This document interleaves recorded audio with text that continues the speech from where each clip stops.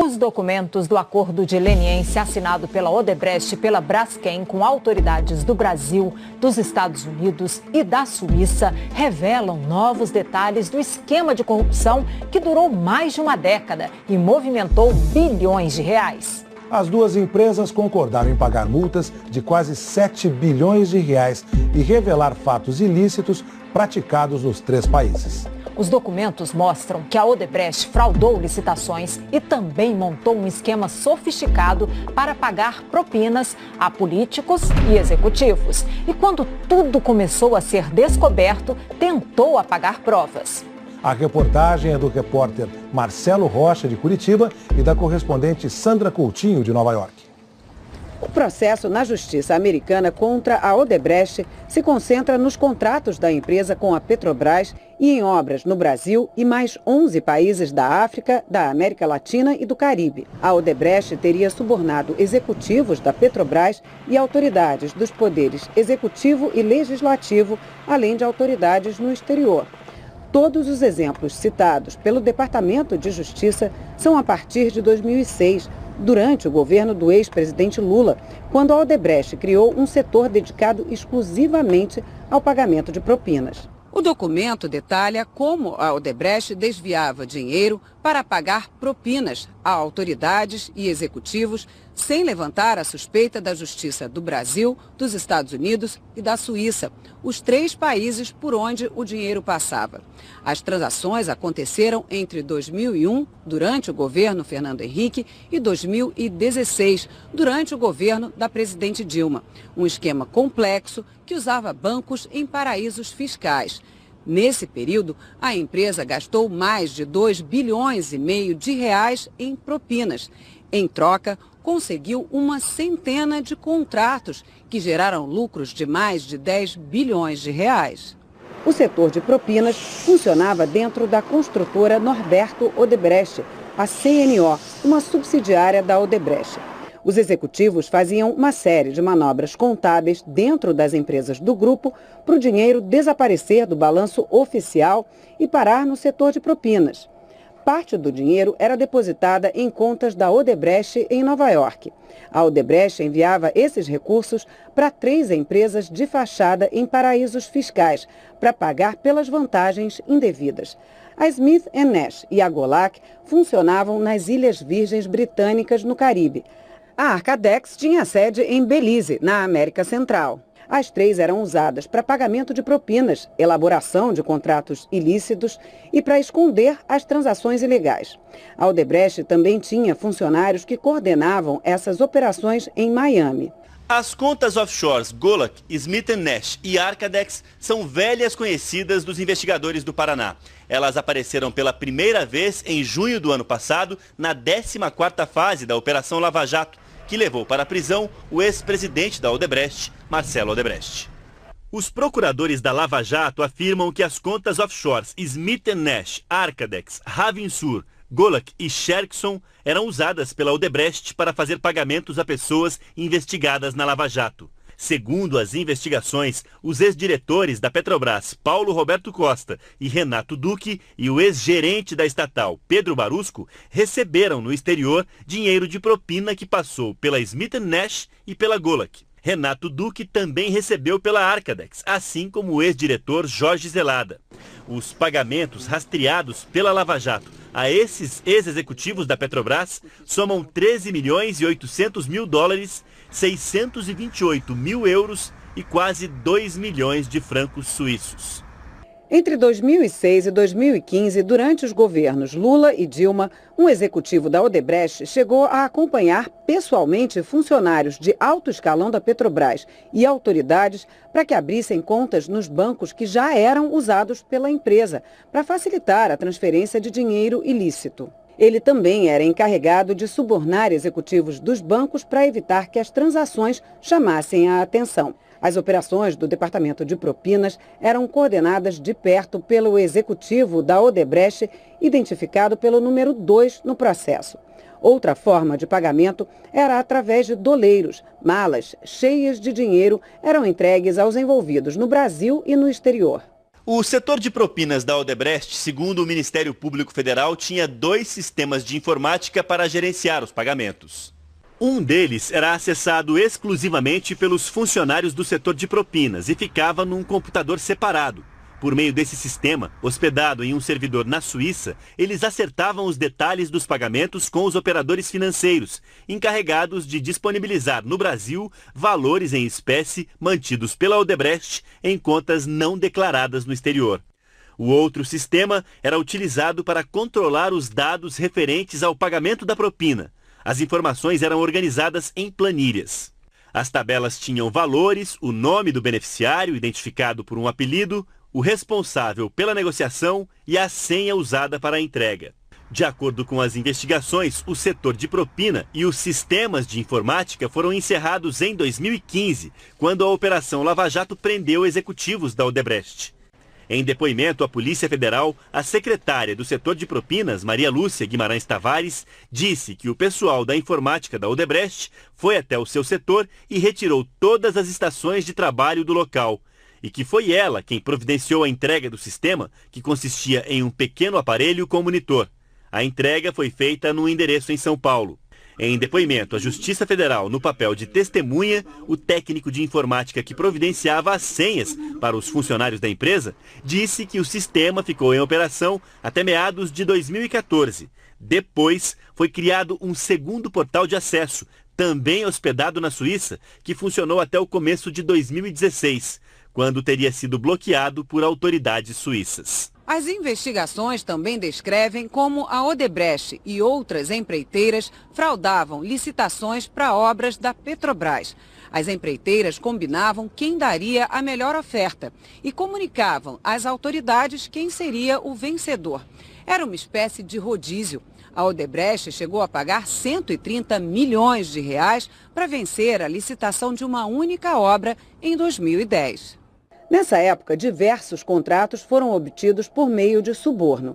Entre 2010 e 2014, a Odebrecht pagou 65 milhões de reais a uma autoridade estadual para garantir um projeto na área de transportes. Em 2011, uma autoridade do Legislativo pediu quase 32 milhões de reais para permitir a participação da empresa num projeto de construção no Rio de Janeiro. O pagamento foi feito entre 2011 e 2014. A partir de 2014, a Operação Lava Jato começou a fechar o cerco em torno da Odebrecht. Os executivos da empresa receberam ordens para apagar os rastros do Departamento de Propinas. Destruíram milhares de documentos, apagaram senhas que davam acesso a detalhes dos pagamentos e pediram até a ajuda de autoridades estrangeiras para convencer outros envolvidos no esquema a fazerem o mesmo. Tudo para obstruir as investigações.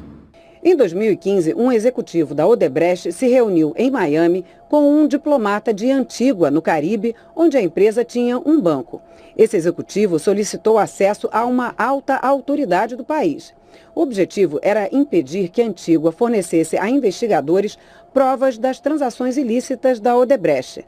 Em troca do favor, o executivo ofereceu 13 milhões de reais em 4 parcelas. As 3 primeiras chegaram a ser pagas. Um caso de suborno ao primeiro-ministro de Antígua foi relatado em depoimento de Luiz Augusto França, um dos delatores da Lava Jato. Augusto França é um dos acionistas do Mayan Bank Antígua, que teria sido usado pela Odebrecht para pagar propina. O executivo seria Luiz Eduardo Soares, que fazia parte do suposto departamento de propinas da Odebrecht. O delator disse que Luiz Eduardo pediu ajuda a ele para entrar em contato com as autoridades de Antígua para que tratasse das investigações da Lava Jato no Brasil, tendo em vista o volume de transações financeiras havidas em Antígua. Segundo o delator Augusto França, Luiz Eduardo e ele conseguiram uma reunião com o primeiro-ministro de Antígua em setembro de 2015. Augusto França disse que na reunião a pretensão de Luiz Eduardo era que as autoridades de Antígua não colaborassem com as autoridades brasileiras, embora isto não tenha sido falado expressamente, e que foi constituída uma comissão pelas autoridades de Antígua, mas sem qualquer indicativo de que criariam obstáculos a qualquer colaboração. Segundo o delator, as autoridades de Antígua já atenderam a pedidos de colaboração da Lava Jato. Augusto França disse que outras reuniões entre o primeiro-ministro e o representante da Odebrecht aconteceram, mas que ele não participou delas. A Odebrecht declarou que não se manifesta sobre o tema, mas reafirmou o compromisso de colaborar com a justiça. A defesa de Jorge Zelada disse que só vai se pronunciar depois de conhecer o teor da referência ao cliente na delação. A defesa de Pedro Barusco afirmou que tais fatos já foram esclarecidos na colaboração premiada do cliente e que Barusco continua à disposição das autoridades. Nós não conseguimos contato com as defesas de Luiz Eduardo Soares, Paulo Roberto Costa e Renato Duque. O acordo de leniência assinado pela Odebrecht com a justiça americana provocou a abertura de novas investigações na América Latina. A correspondente Sandra Coutinho tem as informações agora ao vivo de Nova York. Muito boa noite, Sandra. Boa noite, Juliana, Heraldo, boa noite a todos. Olha, foi uma espécie de efeito cascata. Como a gente mostrou na reportagem, o documento revelou que a Odebrecht pagou propina em 11 países além do Brasil. Ontem à noite, o Ministério Público do Equador fez uma operação na sede da Odebrecht na cidade de Guayaquil e apreendeu documentos que podem estar ligados ao pagamento de subornos no valor de quase 110 milhões de reais para autoridades do governo equatoriano. O país pediu a ajuda do Brasil, dos Estados Unidos e da Suíça na investigação. A Procuradoria-Geral da Guatemala disse que também quer ajuda dos americanos e dos brasileiros para investigar os pagamentos de mais de 58 milhões de reais a políticos do país. O Panamá vai mandar uma equipe aqui para os Estados Unidos para se reunir com representantes do Departamento de Justiça. A propina paga pela Odebrecht a políticos panamenhos chega a 192 milhões de reais. No México, o Ministério Público e a estatal Petróleos Mexicanos, a Pemex, também decidiram abrir uma investigação conjunta. De acordo com o Departamento de Justiça americano, a Odebrecht pagou mais de 32 milhões de reais para autoridades do governo mexicano em troca de contratos públicos. Heraldo, Juliana. Obrigada, Sandra.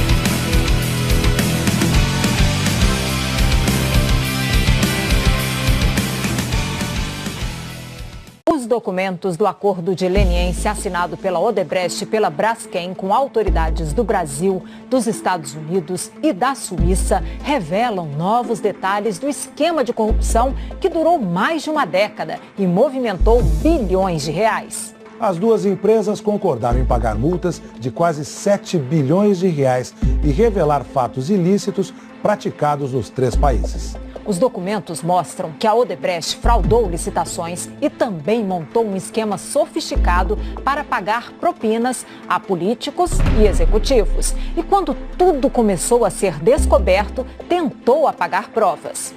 A reportagem é do repórter Marcelo Rocha, de Curitiba, e da correspondente Sandra Coutinho, de Nova York. O processo na justiça americana contra a Odebrecht se concentra nos contratos da empresa com a Petrobras e em obras no Brasil e mais 11 países da África, da América Latina e do Caribe. A Odebrecht teria subornado executivos da Petrobras e autoridades dos poderes executivo e legislativo, além de autoridades no exterior. Todos os exemplos citados pelo Departamento de Justiça são a partir de 2006, durante o governo do ex-presidente Lula, quando a Odebrecht criou um setor dedicado exclusivamente ao pagamento de propinas. O documento detalha como a Odebrecht desviava dinheiro para pagar propinas a autoridades e executivos, sem levantar a suspeita da Justiça do Brasil, dos Estados Unidos e da Suíça, os 3 países por onde o dinheiro passava.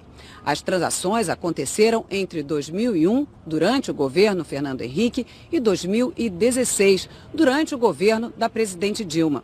Um esquema complexo que usava bancos em paraísos fiscais. Nesse período, a empresa gastou mais de 2,5 bilhões de reais em propinas. Em troca, conseguiu uma centena de contratos que geraram lucros de mais de 10 bilhões de reais. O setor de propinas funcionava dentro da construtora Norberto Odebrecht, a CNO, uma subsidiária da Odebrecht.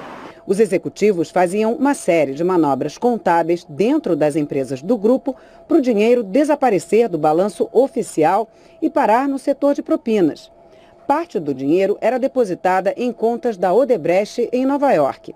A Odebrecht enviava esses recursos para 3 empresas de fachada em paraísos fiscais para pagar pelas vantagens indevidas. A Smith & Nash e a Golac funcionavam nas Ilhas Virgens Britânicas, no Caribe. A Arcadex tinha sede em Belize, na América Central. As 3 eram usadas para pagamento de propinas, elaboração de contratos ilícitos e para esconder as transações ilegais. A Odebrecht também tinha funcionários que coordenavam essas operações em Miami. As contas offshores Golac, Smith & Nash e Arcadex são velhas conhecidas dos investigadores do Paraná. Elas apareceram pela primeira vez em junho do ano passado, na 14ª fase da Operação Lava Jato, que levou para a prisão o ex-presidente da Odebrecht, Marcelo Odebrecht. Os procuradores da Lava Jato afirmam que as contas offshores Smith & Nash, Arcadex, Ravinsur, Golac e Sherkson eram usadas pela Odebrecht para fazer pagamentos a pessoas investigadas na Lava Jato. Segundo as investigações, os ex-diretores da Petrobras, Paulo Roberto Costa e Renato Duque, e o ex-gerente da estatal, Pedro Barusco, receberam no exterior dinheiro de propina que passou pela Smith & Nash e pela Golac. Renato Duque também recebeu pela Arcadex, assim como o ex-diretor Jorge Zelada.